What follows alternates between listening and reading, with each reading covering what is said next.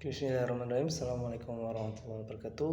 Perkenalkan, nama saya Rezi. Saya mahasiswa di Universitas Pancasakti Kota Bekasi, Fakultas Ilmu Pendidikan Ekonomi semester 5. Pada hari ini saya akan menyelesaikan tugas UT saya pada mata kuliah bank dan lembaga keuangan. Yang pertama itu, apa peranan lembaga keuangan non-bank dan bank bagi ekonomi negara? Peranan dari lembaga keuangan bank terlebih dahulu ya. Peranan dari lembaga keuangan bank ini yaitu bisa membantu masyarakat sekitar ketika membutuhkan suatu pinjaman atau membutuhkan suatu dana darurat seperti itu. Lalu bisa juga membantu negara kita untuk memajukan infrastruktur yang ada di Indonesia. Kenapa kok bisa membantu negara kita? Karena lembaga keuangan bank ini yang memegang uang masyarakat, sehingga pengelolaannya pun mereka memegang. Ketika negara membutuhkan dana untuk membangun suatu infrastruktur untuk negara kita ini, dananya bisa kita gunakan dari bank tersebut. Lalu apa peranan lembaga keuangan non-bank? Kalau lembaga keuangan non-bank ini kan, yang pertama apa? Dia bisa membantu, seperti tadi, bisa membantu masyarakat ketika membutuhi dana darurat karena resikonya tidak terlalu besar dibandingkan dengan lembaga keuangan bank. Karena dari segi bunga, lembaga non-bank ini lebih kecil ketika dilakukan peminjaman seperti itu. Lalu lembaga keuangan non-bank ini juga menjadi investasi dana. Ketika investor-investor asing datang ke negara kita, biasanya mereka menggunakan lembaga keuangan non-bank untuk investasi mereka di negara kita.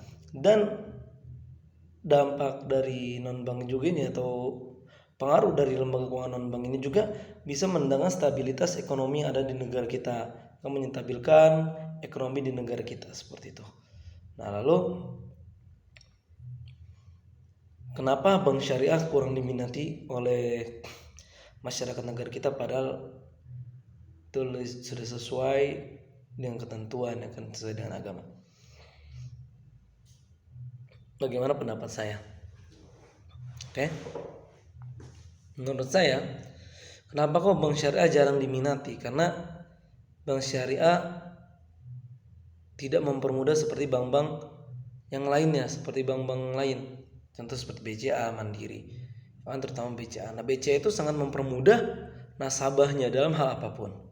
Contohnya ketika ingin mengambil uang, bank BCA itu ada di mana-mana ATM-nya, sehingga orang yang menggunakan bank BCA tidak sulit untuk mengambil uang dalam keadaan apapun, terutama dalam keadaan darurat. Coba bayangkan ketika kalian menggunakan bank syariah yang notabene jarang kan di daerah kalian atau daerah-daerah tertentu jarang, dan saat itu kalian membutuhkan uang, maka apa yang kalian rasakan? Maka kalian kesulitan dalam mengambil uang tersebut. Makanya kenapa bank syariah itu jarang diminati seperti itu, karena kurang mempermudah nasabahnya. Tidak seperti BCA. BCA sangat mempermudah sekali nasabahnya dalam melakukan transaksi apapun. Makanya bank syariah jarang diminati seperti itu.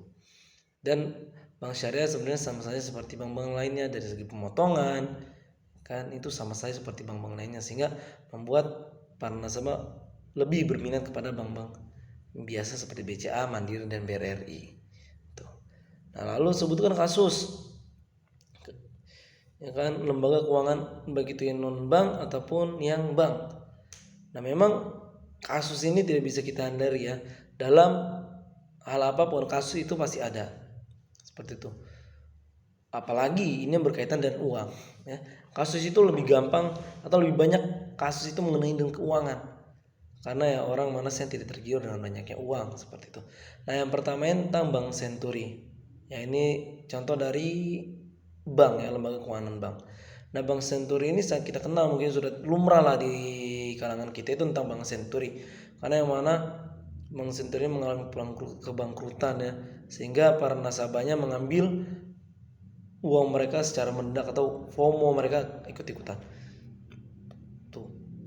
Sebenarnya bukan hanya itu yang terjadi pada Bank Senturi, terjadi korupsi pada bank tersebut, lalu negara menutupinya dan menyuntikkan dana yang terlalu besar sehingga membuat utang negara lumayan besar kan. Kayak kasus Bank Senturi ini membuat para nasabah Bank Senturi sendiri menarik uang mereka secara dadakan. Apakah efeknya hanya untuk Bank Senturi? Tidak, efeknya ke bank-bank lainnya seperti Bank BCA, Mandiri dan lain-lain. Karena apa? Karena rasa kepercayaan masyarakat terhadap bank mulai berkurang ketika tragedi Bank Senturi ini. Mereka takut mereka tidak bisa mengambil uang mereka di dalam bank. Akhirnya mereka mengambil semua dana mereka yang ada di bank. Seperti itu. Nah, lalu selanjutnya kasus non bank ini yaitu kasus Asabri. Ya, ini ada di kalangan TNI ya. Kasus Asabri ini adanya suatu korupsi di dalam lembaga keuangan non bank ini. Karena apa? Karena kasus Asabri ini tidak diawasi oleh OJK. Seperti itu, karena menganggap bahwa Asabri ini dikelola oleh orang internal dan eksternal yang telah dipilih, sehingga membuat OJK tidak dapat turun tangan dalam mengurus kasus Asabri ini. Ya, karena kasus Asabri ini terjadi korupsi besar-besaran di dalamnya, makanya ini dapat merugikan negara kita seperti itu ya. Nah, mungkin sekian saya dari saya. Apabila ada kata-kata yang salah atau kekurangan, mohon ibu minta maaf yang sebesar-besarnya. Assalamualaikum warahmatullahi wabarakatuh.